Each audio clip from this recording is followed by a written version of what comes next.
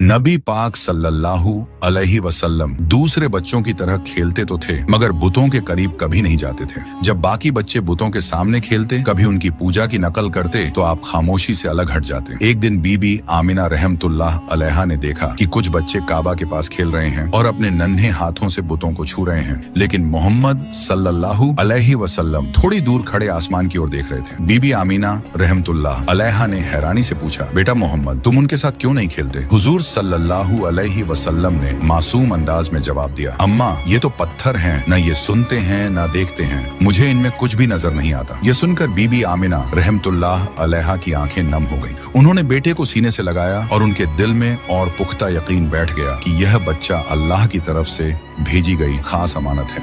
जब नबी पाक सल्लल्लाहु अलैहि वसल्लम 6 साल के हुए तो बीबी आमिना रहमतुल्लाह अलैहा ने फैसला किया कि वह बेटे को लेकर मदीना जाए। वहां उनके रिश्तेदार रहते थे और वह चाहती थीं कि हजरत मोहम्मद सल्लल्लाहु अलैहि वसल्लम अपने वालिद की कब्र की जियारत भी कर लें, जो मदीना में ही थी। सफर आसान नहीं था, रेगिस्तान की तपती हवा, ऊंटों की सवारी और लंबी दूरी, मगर मोहम्मद सल्लल्लाहु अलैहि वसल्लम की आंखों में अजीब सा सब्र और हौसला झलक रहा था। वे मदीना में तकरीबन 1 महीने ठहरे। रिश्तेदारों से मुलाकात हुई। जब कब्र अब्दुल्लाह पर पहुंचे तो बीबी आमिना रहमतुल्लाह अलैहा ने कहा, बेटा, यही तुम्हारे वालिद की कब्र है, वह तुमसे बहुत मोहब्बत करते हैं। हुजूर सल्लल्लाहु अलैहि वसल्लम खामोशी से कब्र के पास खड़े रहे। मासूम आंखों से आंसू बहते रहे मगर जुबान से कोई लफ्ज न निकला। मदीना से वापसी पर काफिला अब्वा नाम की जगह पहुंचा। वहीं अचानक बीबी आमिना रहमतुल्लाह अलैहा बीमार पड़ गईं। बीमारी इतनी बढ़ गई कि चलना फिरना भी मुश्किल हो गया। उन्होंने अपने बेटे को सीने से लगाकर कांपती आवाज में कहा, बेटा मोहम्मद, शायद अब मैं तुम्हारे साथ न रह सकूं, मगर याद रखना, तुम कभी अकेले नहीं होगे। अल्लाह तुम्हारे साथ है। तुम्हें वो जिम्मेदारी मिलेगी जो दुनिया में किसी और को नहीं मिली।